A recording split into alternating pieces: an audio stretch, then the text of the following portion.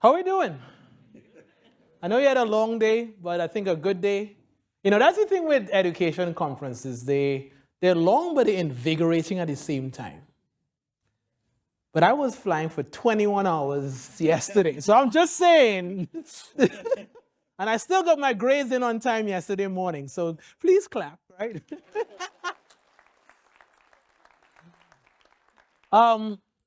Well, first, I just want to say thank you to you for having me. I've given a lot of talks, a lot of workshops. I take none of this for granted, none of it, right? I think particularly with this fellowship, what it means, the way you're honoring this individual, what they brought to the classroom, and what they brought to education, not just at Monash, but nationally, internationally.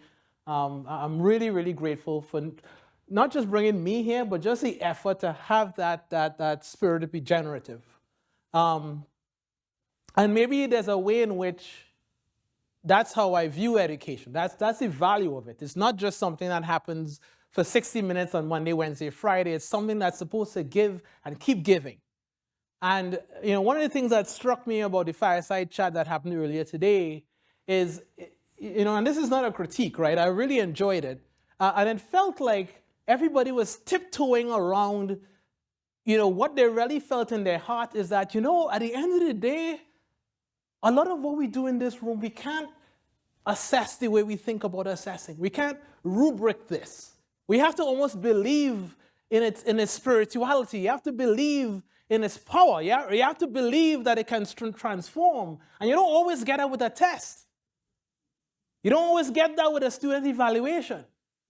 And maybe there's a sense in which what we're asked to do sometimes is look back at the ways in which this process has transformed us. I know it's not a thing that we're trained to stop and observe, right? And I'm speaking a little bit now in the American context, which is just a go, go, go, go, go kind of society. And you go, don't apologize, welcome. And you go and you get yourself on these fast-moving trains without really giving yourself the opportunity to think of why. As the dean said, I was born in Trinidad and Tobago. Now, normally, if I give this talk in America, I would have to explain to them where it is, which is its own issue. But as I've spent so much of my life, watching West Indies win hopefully a few matches at the MCG on my TV, I know this is an audience that is very aware of the Caribbean. And at 19, my parents took me to Morehouse College in Atlanta, Georgia. And they sat me down on that bench that you're looking at. And they took me and they stayed for the entire orientation week, which is something I realized later that first-generation parents do. I didn't know that was a thing. In fact, when I was an undergrad, I didn't even know the term first generation. I didn't know that was a term. I just knew I was there. I knew, people would ask, oh, did you go to Morehouse because, historically black college and you get the experience? I'm like, no. They gave me a full scholarship. This was an economic decision, right? I love my alma mater, but I was there because if you didn't pay me for me to go there, I wasn't there. That's simply how that was going to work.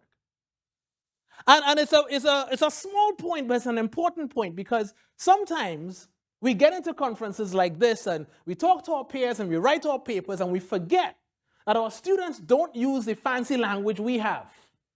They don't walk up to you. I mean, now they may know a bit more than back then, but nobody says, Professor, I don't really feel a sense of belonging in your class. I feel some stereotype threat, some identity contingencies. Can you address this? But nobody talks like that. So part of teaching is being able to look for the cues. At the end of the orientation week, they sat me down on that bench and they said, Bryan, we've taken you as far as we could. What you do from this point on is up to you. It felt like I was being abandoned. I know in theory that's not what was happening. Because my parents love me, I feel blessed for that, right? But I couldn't understand the language. But you see, in my second year, I had the bright idea that I would take organic chem 2, genetics, physics 2, calculus 2 in the same semester. And then, the C's started to come, right? Like, you start off this semester and you fail a quiz and you say, all right, I'll make up for it. And then one day you wake up and it's November and you realize you only have X amount of weeks to recover to get some kind of passing grade. And oh, by the way, that scholarship they gave you, it requires a minimum GPA. So if you go below that, you're on the first plane back to the Caribbean. And they always talk about undergrads, have a math phobia. They don't, they always think they have fixed mindsets around math. Undergraduates are the best mathematicians when they have to figure out the exact grade they need in that quiz to get to, yeah.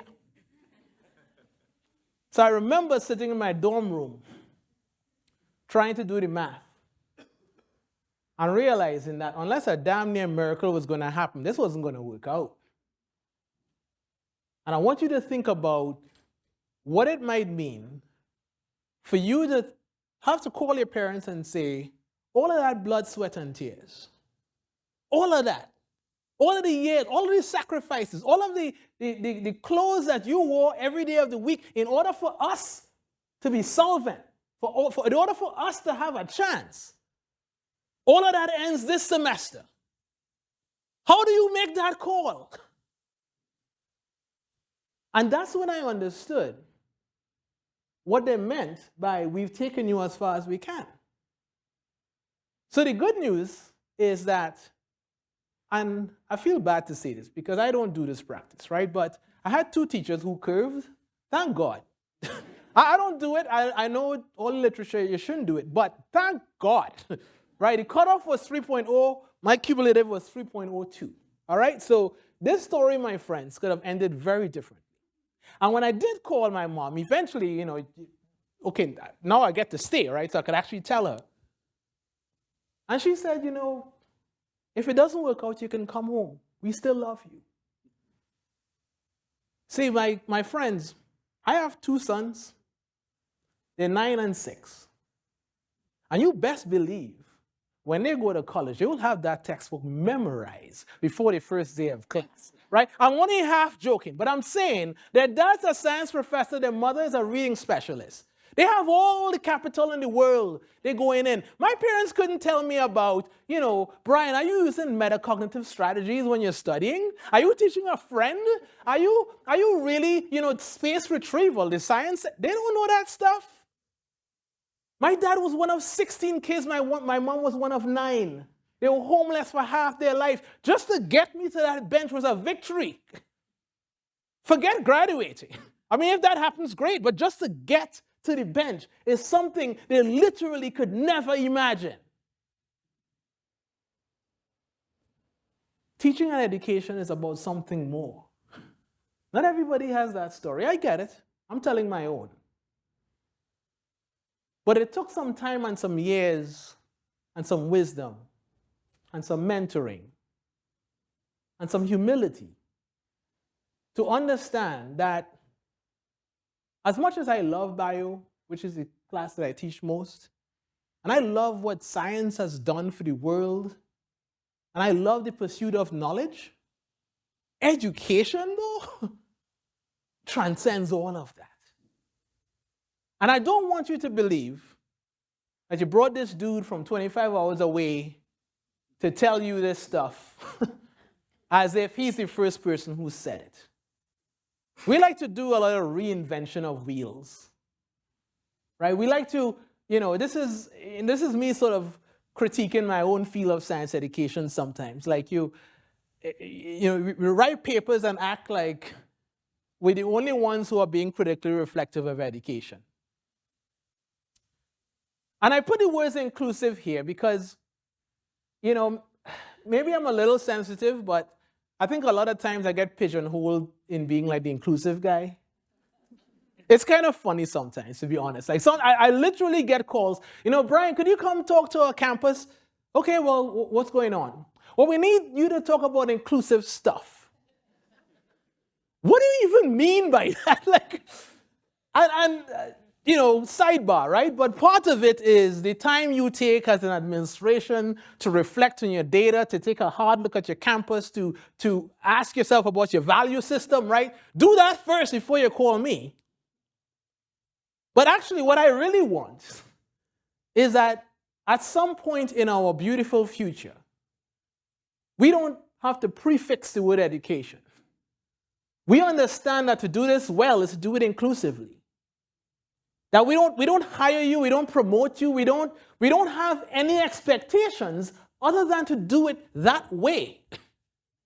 So then you don't need to, as if inclusive teaching is a type. It's not a type. It's just how you do it well.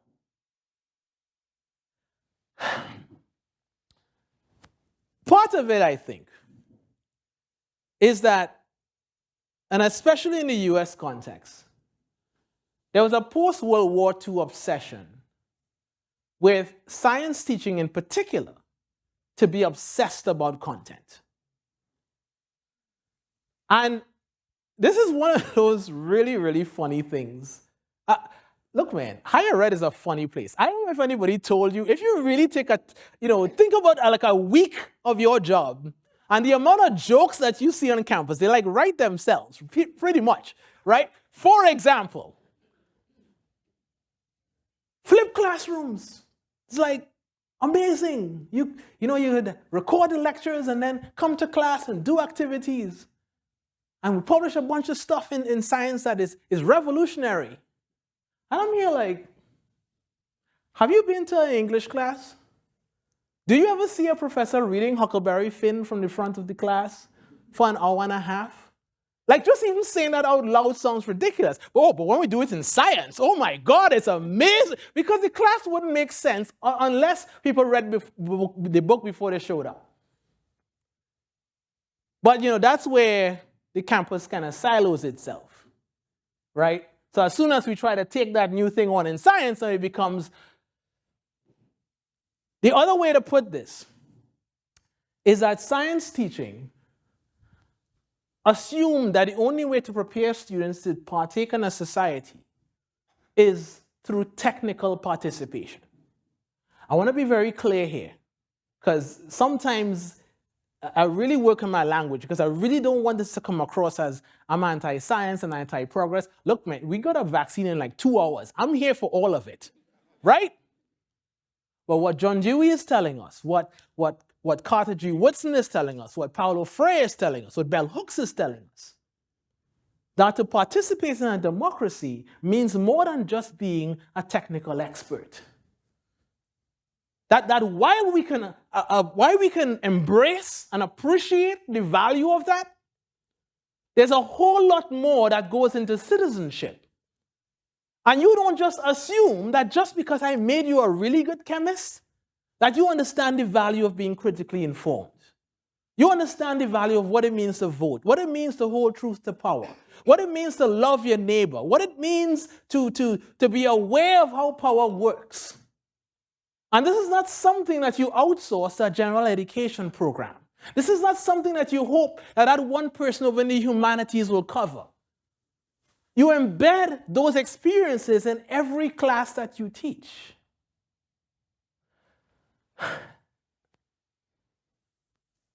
So the other kind of participation I'm trying to talk about is civic participation. And there's 3 components to it, at least in my view. One, that everybody gets to participate. That everybody gets to participate. The way this plays out in higher ed, and I'll be the first to admit, things are in fact getting better. Now, when you look at data, when you look at success data of your science classrooms in particular, and you find that one particular demographic is not achieving the same outcomes as others, then everybody is not participating.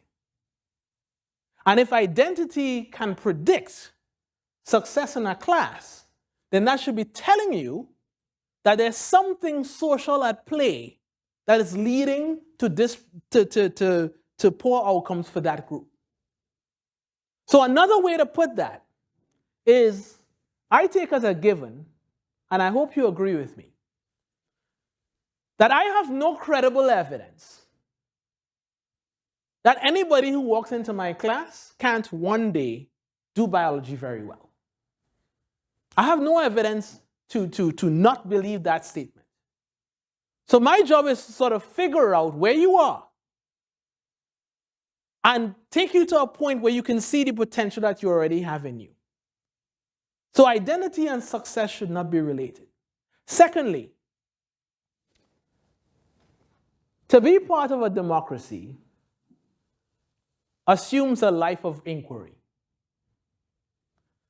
I'm not saying that every student who comes through the university needs to be a scientist per se, but I am saying that it can be and should be scientifically minded. When somebody comes in the TV and tells you, this is the state of our healthcare, this is where you should buy your goods, 2 out of 3 doctors say that this medicine will work, are you just accepting the voices that say that to you just because they're dressed nicely and they're on a cable news channel and they're yelling at each other? Are you able to double check that information? Do you have the resources and the mindset to say, I hear what you're saying. I'm not advocating to be a conspiracy theorist, but I'm saying that you have the agency to say, I can make sure that what I'm being told is factual, or at least it has credible sources. So in other words, my friends, the scientific method and that kind of thinking is not limited to science classrooms. It's a way of thinking about life. Last but not least, civic participation means that there is a social contract that we are part of. And it's a loaded statement, but we have to recognize that when things, for example, like climate change happens, when things like viruses happen, those things don't have politics. Those things don't have identities. Those things don't have a progressive or conservative bent to them. They just operate.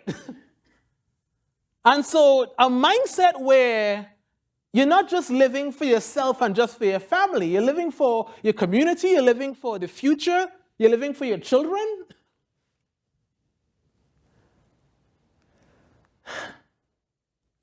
I get it. I get why discussions like this are sometimes surprising for some people.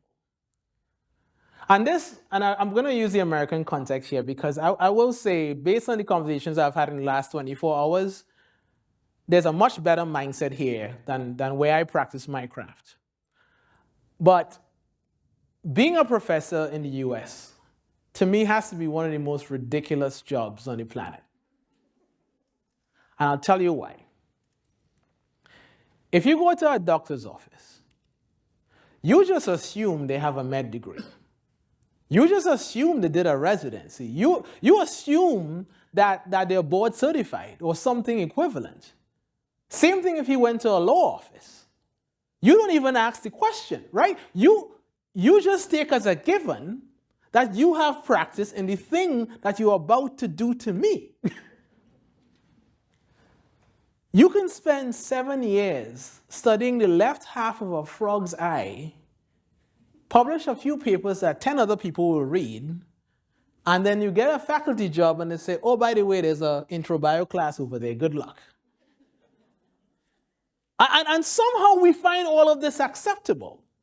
So what happens then is, now that all the problems arise, we want to workshop our way out the problem, right? Bring Bryan, let him run a bunch of workshops and teach people to backward design and how to write actual learning outcomes and how to, I don't know, have some empathy in your classroom. Now you're like retraining an entire workforce on what it means to be a human being in a classroom. And so my wife, who teaches a bunch of 7-year-olds, like she'll hear me on Zoom and she's like, they're hearing that stuff for the first time? Yes. So we can't really address some of the critical issues until we address the pathway associated with preparing people to be in the classroom.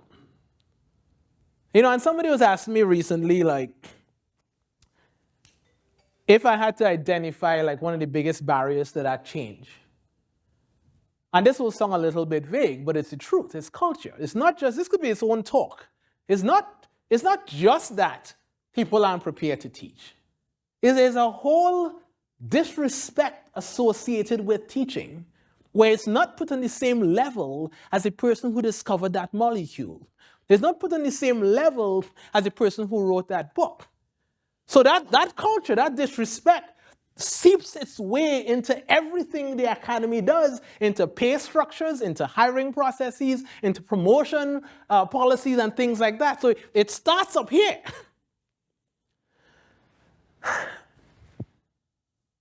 So I want to talk to you a little bit about a place where I just really try to maybe come up with a different way of thinking about the classroom. And I really don't want to, I want to be careful how I say that because I'm not trying to put myself as a hero, right? But one of the things that my parents had said when I was growing up, I remember I had a principal at the time in secondary school who, and by the way, it's nice this is secondary and you all know what I mean by that, but I had a principal who felt I should be a lawyer, which that's the last thing I would want to be, but of course I was 13, so you feel kind of some pressure. So I went and talked to my parents about it, and they said, you know, Bryan, you can be whatever you want to be. The thing that matters is whatever you choose, make sure it aligns with your values. Whether it's your partner, your career, where you live, your hobbies, charity, your values is what drives your behavior. And of course, at 13, you don't realize how those words would come to really impact so much of what I've done since then, right? So when I became an assistant professor, and at the school I was at, I was the first black tenure track bio professor they ever had, ever. So they really wanted me to get tenure, right? And well-meaning, right? You know, and they would say things like, you know, Bryan, your job is to get tenure. Just focus on getting tenure. That's your job. That makes no sense to me. How is getting tenure a job? Isn't it a job to teach and do interesting research? Tenure is actually an evaluation mechanism. But if you lose focus and you're just focusing on the tool, the evaluation tool, you don't see when the tool becomes divorced from the thing it's assessing. And so you jump around and you get a few papers out there and just make sure your evaluations that they don't hate you. You do what you need to game the system without thinking of the value of what you're doing. And everything has to get put on the table, right? So when my dean came to me and said, you know, Bryan, I want you to take over intro bio, I said, look, man, I love that class. It needs a lot of help. And I can make you the most badass intro bio class you'll ever see, but I will write 2 less grants a year. I will publish 2 less papers a year. My son at the time was 1 year old. I'm not working through weekends to make transformation happen. Right? Like, I'm not going to self-sacrifice. I'm not going to create a model where the way this works is I have to hang on the cross for this to go forward. Nope. The model has to be, part of the lesson here is not just that the class needs to look different, the entire landscape needs to look different, including what you expect from your faculty in terms of time and effort and care. So when I started that job, and it seemed like sacrilegious to what other people would have done in that situation, is we rented. We didn't buy a house. We said, you know, we'll see how this goes.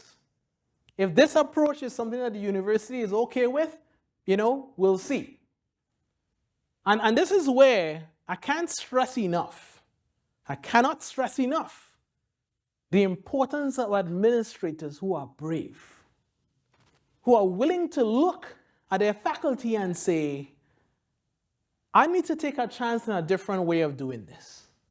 I can't use the words transformation and change and do this to your class and do that, but still expect the same set of beans that we've been wanting for 50 years.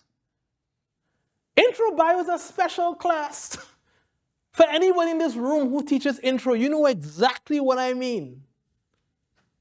Like, first year students, I love them, man. They're like the best. It's like a whole new species, right? Like, they sort of come in and all awkward and trying. I'm saying this out of love. I'm serious because I understand that psychologically, they're actually in a very peculiar developmental state.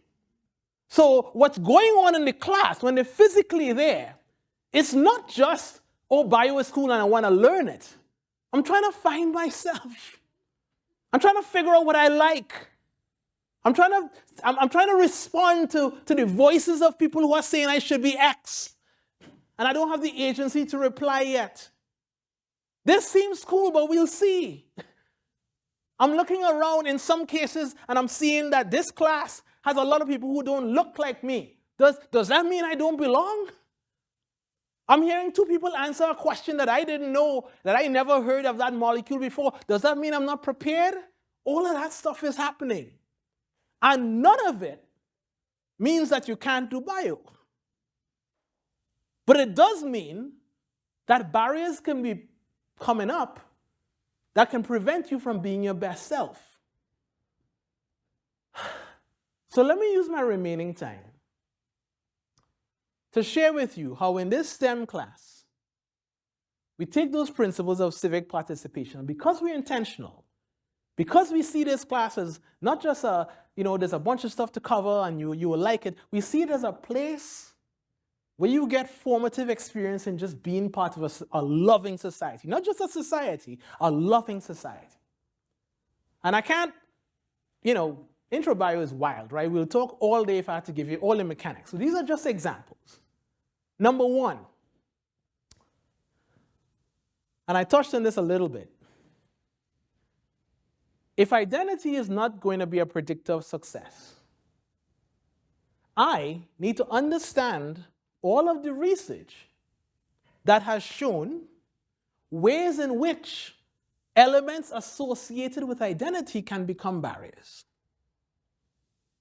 In other words, again, I repeat, for those in the back, I can't just be an expert in biology. I have to actually read the scholarship, I have to understand it, I have to know the strategies that you use to mitigate for the potential impacts of those contingencies.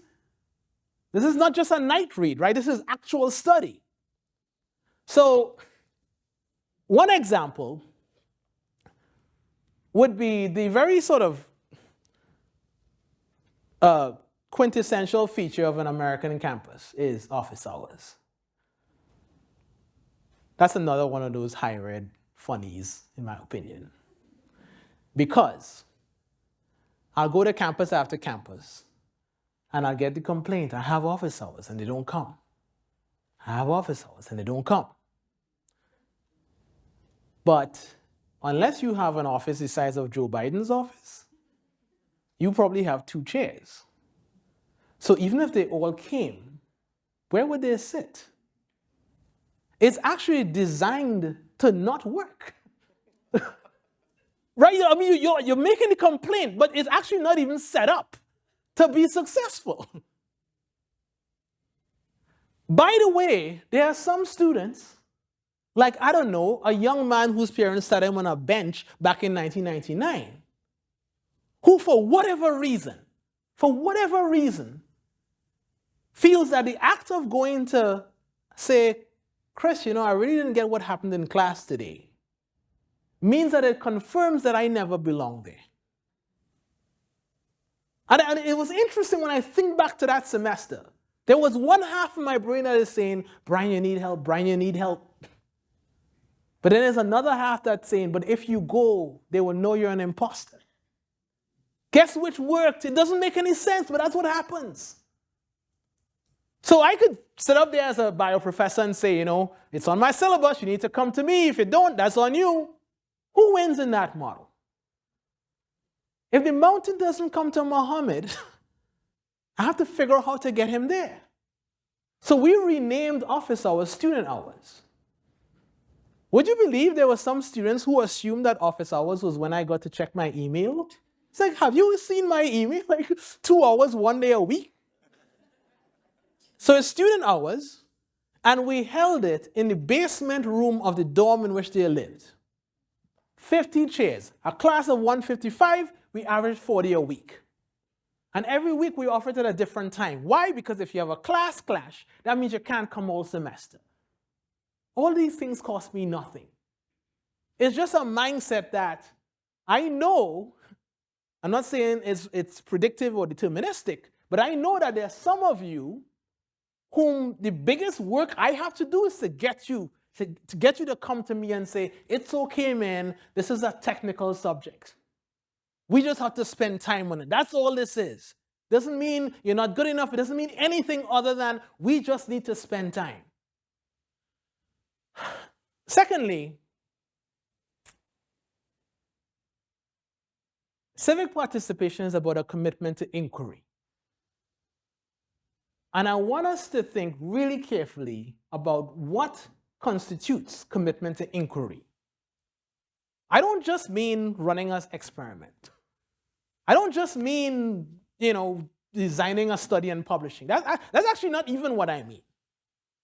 I mean the humility to know that you might get some stuff wrong, that there are different ways of viewing a problem, that it's beneficial to have diverse voices at the table. And when they're there, you have to have the mindset to be willing to listen to them. In the United States Declaration of Independence, there's a statement that Thomas Jefferson wrote: we submit these truths to a candid world. That comes from the Enlightenment. That's a John Locke inspired. Look, man, this democracy thing, we'll have to see. And I know Jefferson's problematic. I get it. But some of that language is baked into how, not just how you run a study, it's how you run a society. So this commitment to inquiry, again, is not just about, we can have them do Punnett squares all day, but what actually matters more is when I put them into groups, I set these groups up thinking about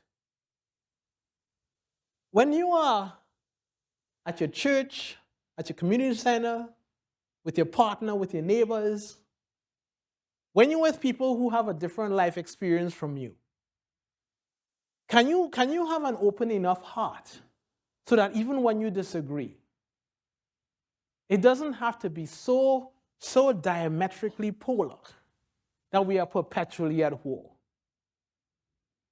I don't know if you noticed, but we're having some issues in the US right now, where I think this kind of teaching could really be helpful in the long term. People always check in on me, as if like I'm a hurricane victim or something. Bryan, how are you doing in Florida? Not well, man, not well.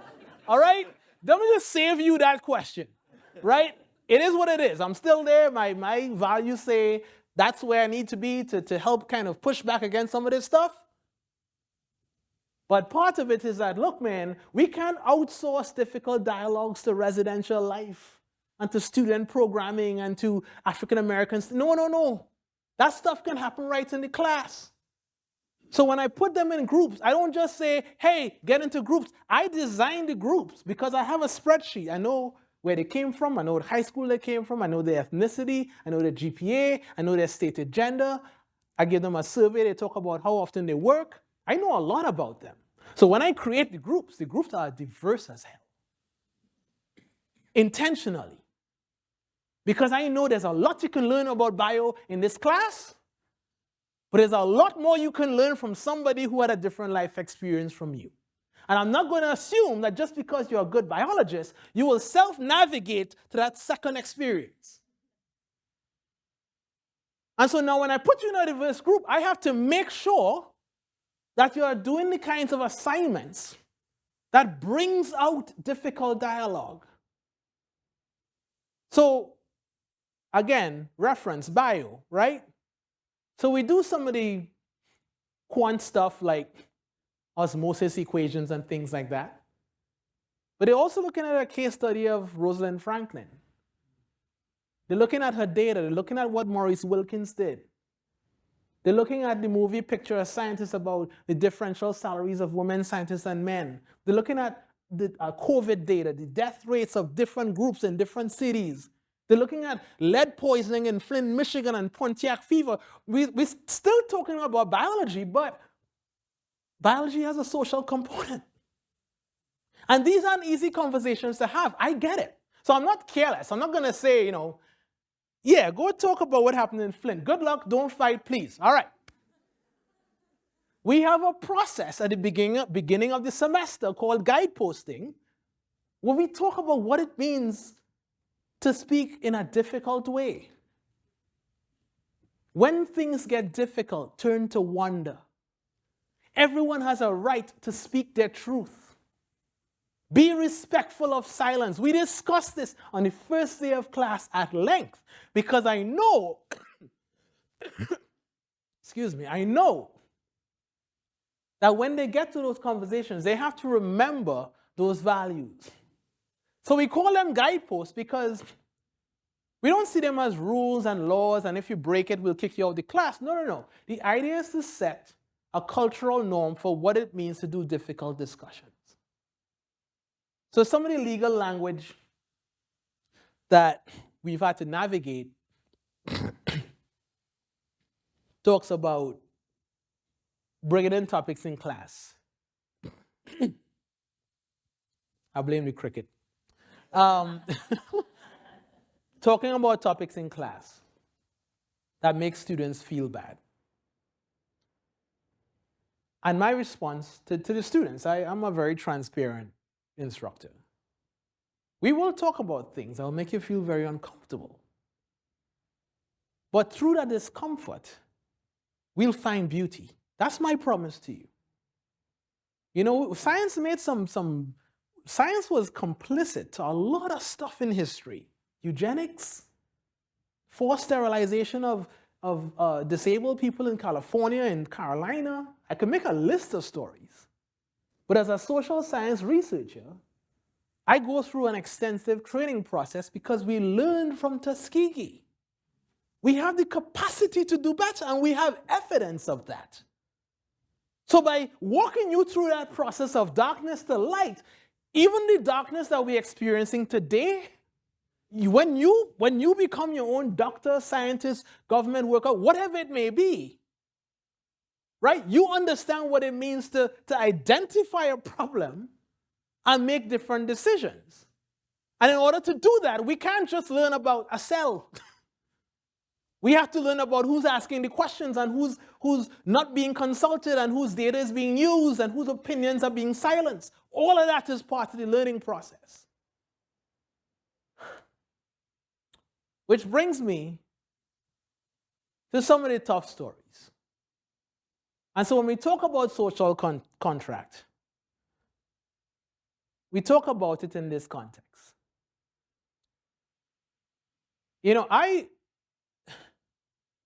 I'll tell you two things, right? One was kind of amazing to me, and one gives me a lot of hope.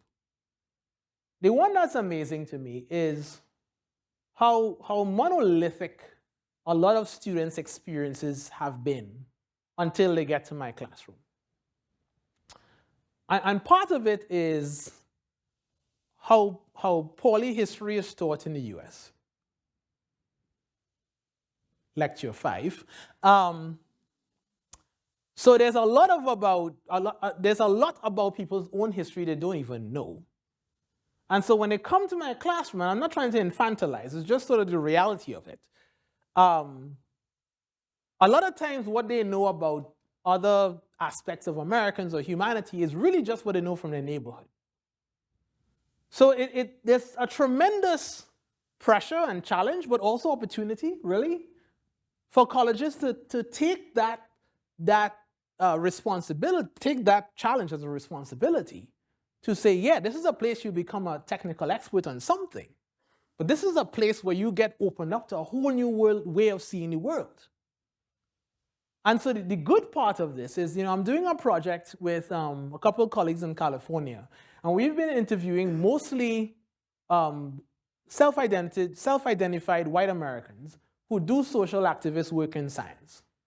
And we've been interviewing them for like 90 minutes and asked them a lot of questions. And the basic question is, how did you end up doing this? Like, how did you, as somebody who wasn't marginalized yourself, how did you decide to get into this space? Almost 95% of them, so far it's like 120 interviews. When I took this class, when I had a friend who was different and they had this experience and I didn't, transformation is happening all around you. It doesn't always get documented. So I want us to lean into the possibility that these things are happening that, oh, by the way, are not always captured on traditional assessments. So to do all of this kind of teaching, we had to say goodbye to some of the content. We cut about 35% of the content we were given. And I have to tell you, it's way easier than people think it is. First of all, again, higher ed jokes, right? Why are we trying to cover 40? I would ask this question when I got hired. Why are we trying to cover 45 chapters in 15 weeks? Well, this is the syllabus I was handed. That's not a reason. That's literally just you telling me what happened to you. So nobody could actually give you a reason. It's just you come in, you're on one-year contract, so you feel like you have no power to change anything, and so you just keep your head down, do what you're told. And that's how bad behaviors get perpetuated for decades. Nobody could give me a reason. And the thing that I found hilarious is every semester, what happened in December? Oh, we didn't get a chance to finish. Shouldn't that tell you? There is literally not enough time to do all of this. And then they rinse and repeat every single semester. So I said, look, I'm not here to proselytize. I'm not here to say do what Bryan does. We're going to do our thing. We'll collect data, and we'll discuss the results. So we cut 35% of the content to focus on more conversation, more dialogue, more writing. The way I like to explain to them is, in this class, we do biology. We don't talk about it. We do it. So what do biologists do? We argue. We do math. We write. We communicate. We go back and forth about what a story is being told. It's as if, would you pick up a book about swimming, read it cover to cover, and go swim across the lake? It sounds silly. So why do you think, just by going slide after slide after slide for 15 weeks, you can do biology? That's not how this works. So, at the time, the failure rate of intro bio was about 35%. If you were from a minoritized group, it was probably about 45-50%. I hate to say it, that was still actually better than chem and math. And one of the things I always found fascinating is the use of language, right? So what people would say is students are failing intro bio at a rate of 35%. You realize that when you say it that way, you are assuming that the only entity responsible for that outcome are the students. So you've automatically narrowed the solutions available to you. You either have to get better students or fix them. If you take the same reality and say, we are not having successful experiences at the intro level. Now the follow-up question is why? Student preparation is probably part of it. But hey, surprise, surprise, maybe also the teaching. Maybe also the structure of your curriculum. Maybe also your curriculum map. Maybe several things. But you'll only get to that if you start by asking the right questions. So, the way they set these things up is what I want you to do is close the achievement gap, like close the gap, which is a phrasing I've never been fully comfortable with. And partly because, I'll confess to you, I just feel like I need to keep saying that I love biology because I don't want anybody to leave here and say, oh, they brought this dude from Trinidad who doesn't like bio and teaches bio. That's not it. I love it. But I don't really care about like the end of semester grade. And like when I teach, that's not what's in my mind.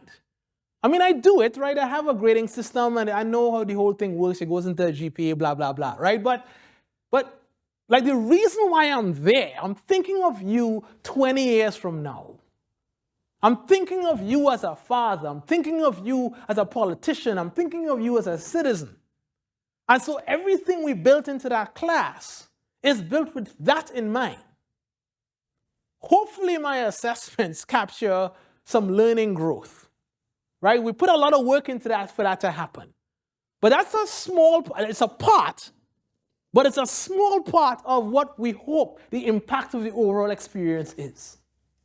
So yes, initially there was big gaps in sections 1 to 3 and sections 4, which was our section, failure rate went down to 9%.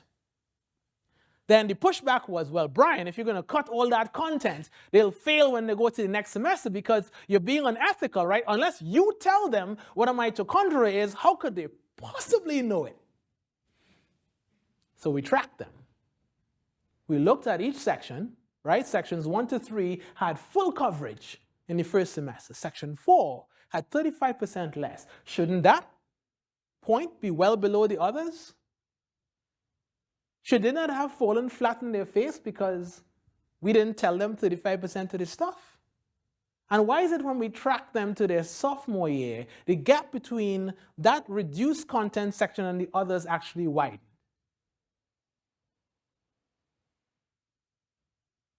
I have to trust in their ability to learn. If you can teach them to be independent, I don't need to be next to them. When they read a new paper that comes out, when they see new data, it's about teaching them to be comfortable in a new environment.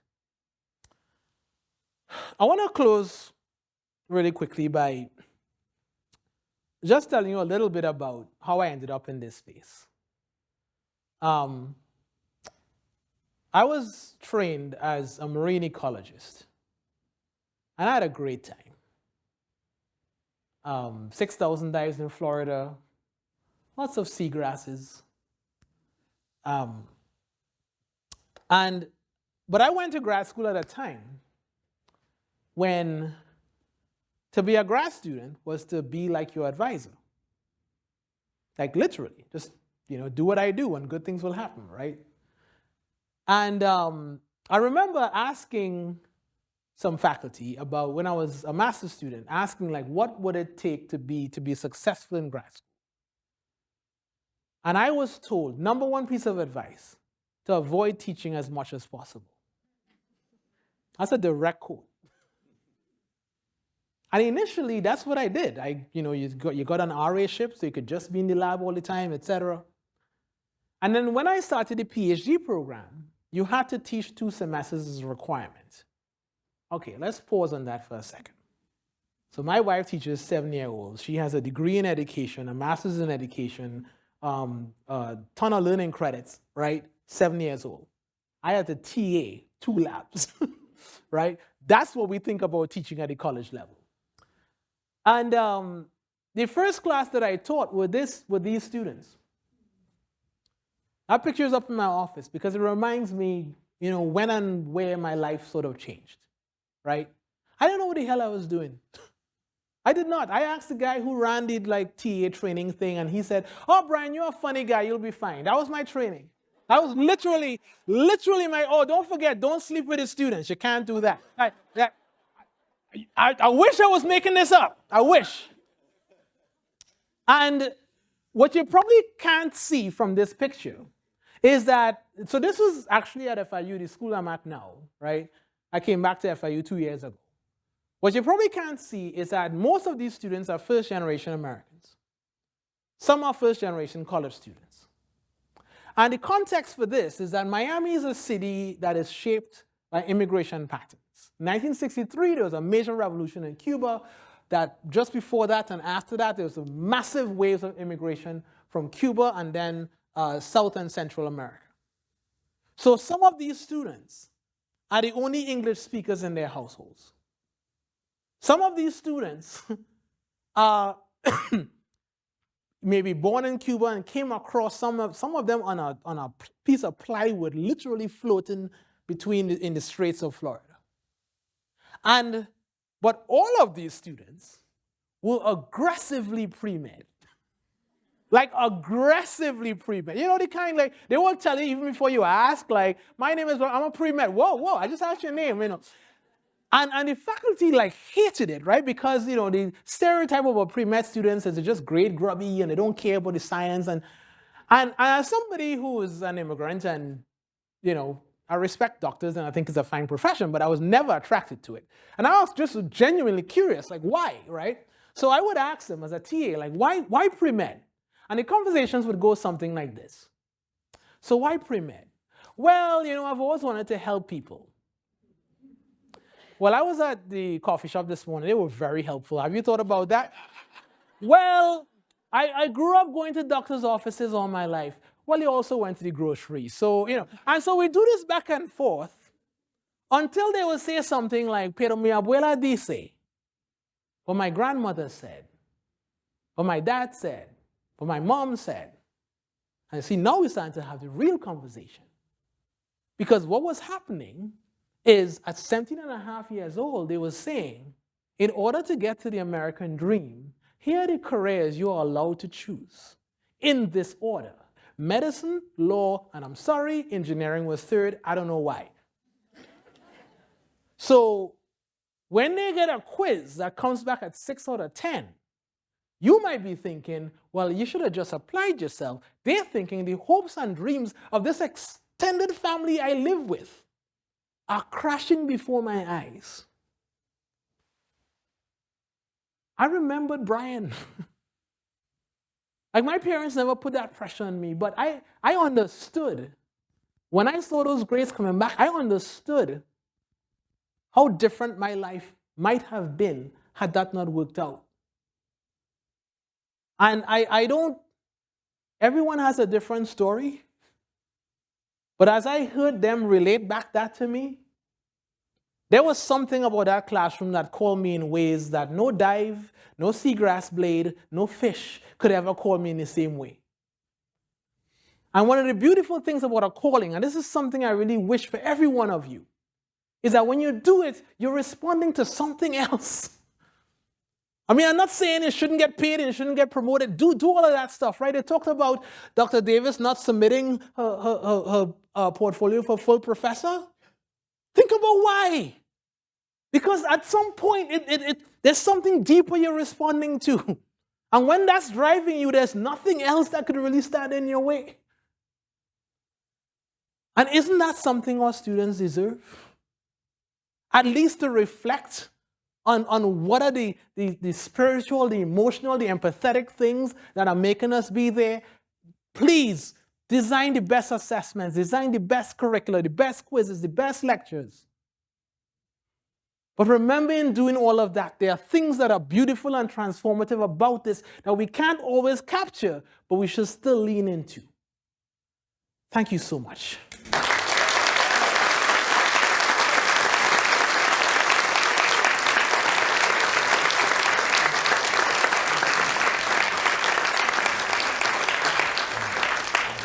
If anyone's got any burning questions, there's one from our senior Mason over here, Kristen. Thank you so much for an inspiring lecture. And I was just challenged during, you know, everything you said was really to the point. But when you have class sizes, first year class sizes of 600, and you divide them into tutorials, and we've got the flipped classroom. And also I worry about students, you know, the mental health issues that they develop during the first 3 years of their course. How do we bring this personalised approach and social approach to students when we have such massive class sizes? What is a way to do it so we can, you know, look after the students, manage?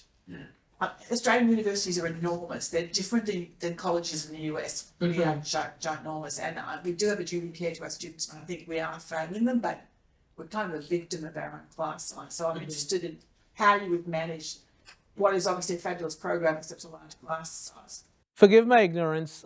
What is the undergrad size of Monash? We've got 60,000 students, Okay. and the undergrad in biomed is 600 per year, and in Right. medicine it's 450, and in psychology it's 1,000 first year students. So FIU is 59,000. So at least FIU is comparable. But to be fair to your point, FIU is on the upper echelon in terms of size. Most, URI where I was before that was about 16, 18,000. So that size that you have, I experience that right now, but it's not the average, right?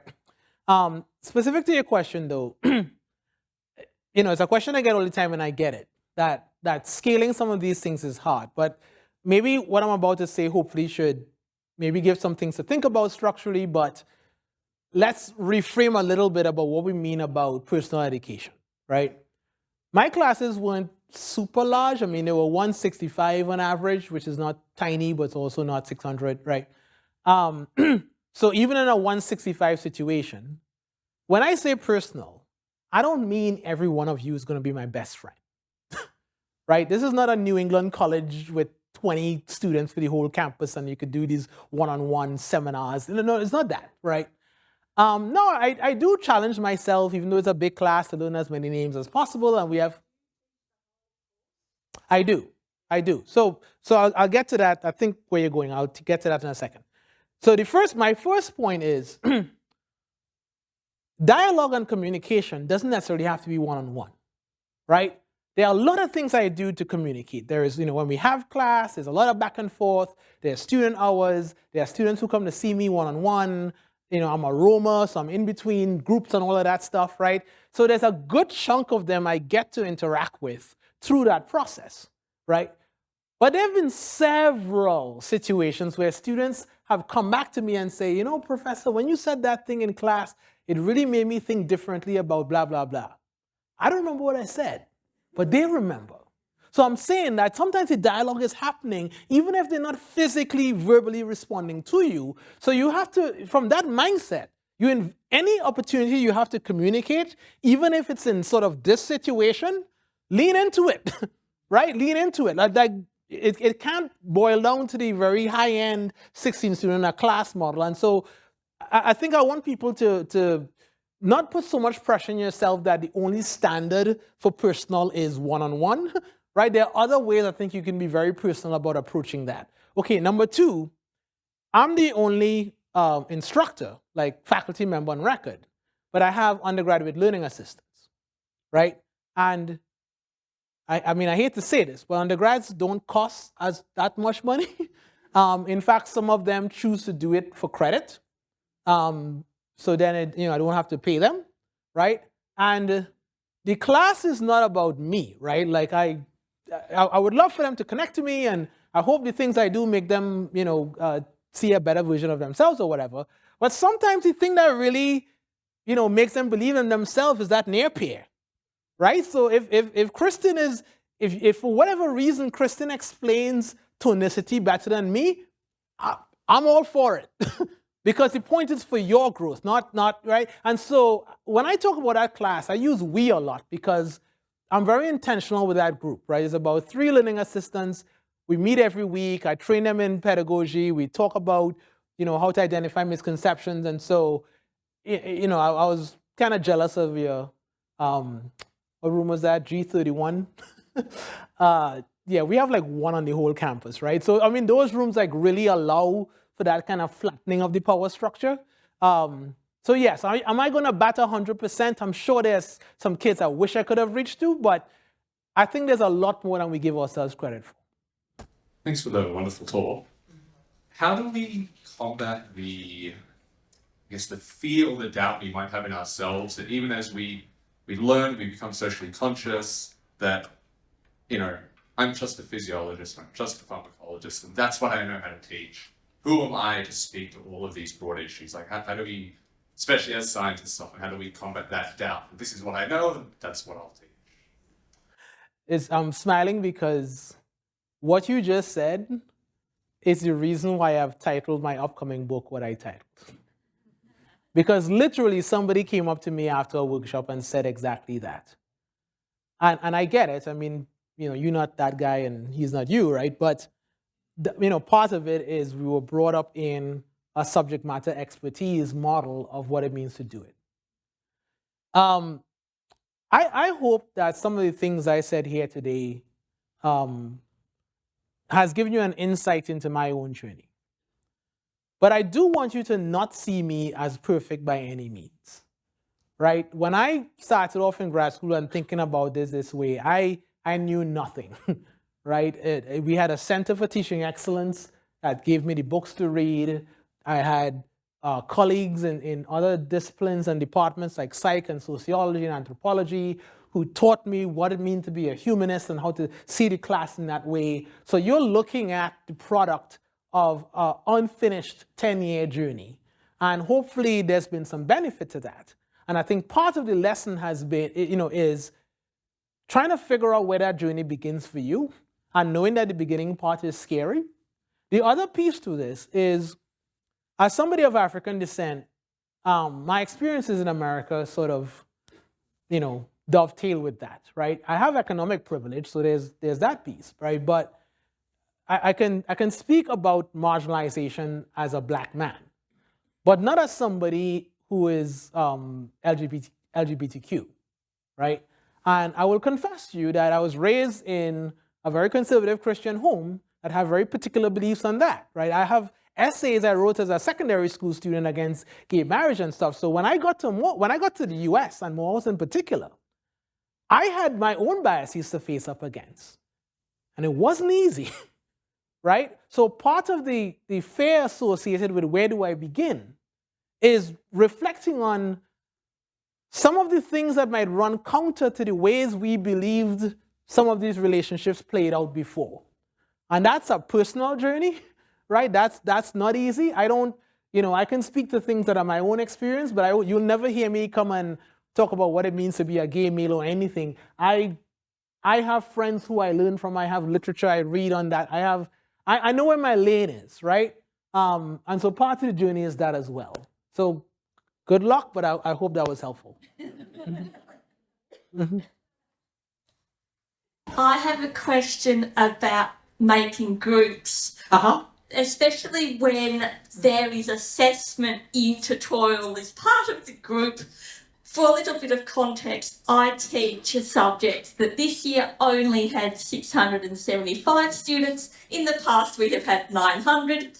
And in this subject, it's a biomed subject, so there's a fair few students who are very, very marks driven because some people who do biomed get into postgrad medicine. So they're very focused on the GPA to get into med, and others are less fussed about marks. So I just want to make sure I get the question correct. You might have groups where there's a diversity in what's motivating them, right, for a grade, right? So actually, I think that your question is less about groups and more about the external motivators of the course that will then drive how students behave, whether it's in a group or not a group.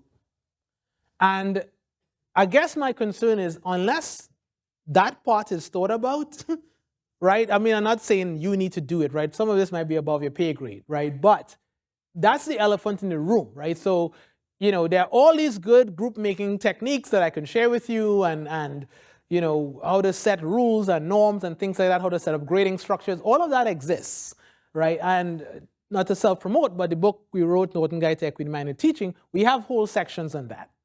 But, I'm thinking of a colleague I had back at my first university who was doing a bunch of group stuff.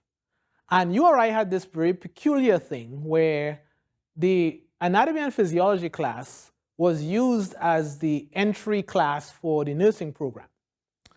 But they had less spots in the nursing program than they had students in the ENP class. So they basically created a Hunger Games situation where everybody knew that only some small percentage of us will get in. So you came in with all your progressive pedagogy stuff no. we need, this became a rat race. So no amount of good practice she had could override this bigger structural issue, right? Okay, having said all of that, right? One of the things I make sure and do with groups is that, and it's a tricky balance, is I don't want the group work to make up such a large part of the assessment, right? That it drives the sort of lone wolf behavior where the person who's most motivated I'll just do it, right? And so that comes back to assignment design. The second thing is they actually do peer evaluations, like 4 times a semester. And they don't just do it randomly. We actually have a portion of the first day of class where we talk about what it means to work in a group, what it means to work with people who process a little bit slowly, who are introvert, what it means to make sure everyone's on the same page before moving on. Like all of these are explicit discussions. And so when they evaluate each other, they have criteria and values on which they can comment on and a mechanism to address it, right, as the semester goes on, right? Is it difficult with 675 students divided by 4? Absolutely. So I'm not going to be dismissive of that, right? But that's just one of the things we do to kind of get past this is just about a grade. But I think the bigger point is if that situation is set up where a structural or curricular decision leads one type of personality to be driven in that way, I worry that even good group design might be able to solve that issue. And I don't know how to deal with that. Does that make sense? I'm just wondering if you can give some advice or ideas around shouting into the void with some of these things. I'm still relatively early in my first year biology teaching, where at least some of the control I have or input I have into changing some things. But I feel that it's not all under my control. I think you've articulated well some of the feelings that I've had of the things that are needed, but looking above for support or funds or time or processes, I think we've already missed the cutoff for making changes in 2025. Can you say that last sentence again? I feel like I think we've missed the cutoff to make changes to our subjects for 2025. When you're shouting above into the void about what you see is necessary, how do you do that when you don't feel like you've got any real power to make the changes that are needed? Yeah, I think that's a good question to end on. And maybe, without knowing all of the particulars of your higher ed system, I do want to encourage you. I couldn't do this kind of work if I didn't think there was hope for change. Right? I don't have that kind of emotional bandwidth to go home depressed every night. And I've been fortunate enough to see really good change happen. And a big part of it is a lot of patience, right? I remember somebody told me once, I can't remember who, but they made a good point. Grad students feel they don't have as much power as faculty, assistant professors, and assistant professors don't feel they have much power as tenured professors, and they don't feel they have much power as deans, and deans don't have much power than provosts, and provosts as presidents, and then board of trustees, and everybody has some limit, right? They can tell you about the limits of their power. And so maybe a helpful rephrasing might be, can you think about the power that you do have? And can you lean into that? I've been in situations where, including the example I gave today, when I got to URI in 2014, people were telling me stuff like, you can't change it. And I wasn't trying to change it. I wouldn't go there saying, you have to do what I do. But they would see something different and people would feel threatened. And this is where I want to advise to lean into people who study this stuff. Change theory is a thing.